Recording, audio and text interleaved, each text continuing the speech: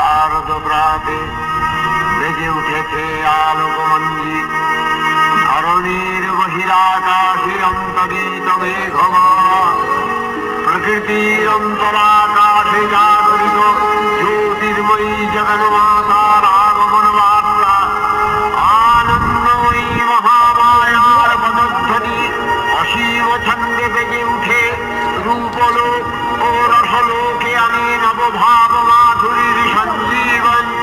তাই আনন্দিতা শ্যামলী মাতৃকা চিন্ময়ীকে মৃন্ময়ীতে আবাহন। আজ চিৎশক্তি রূপিণী বিশ্বজননী শারদশ্রী বিমণ্ডিতা প্রতিভা মন্দিরে মন্দিরে ধ্যান বোধিতা।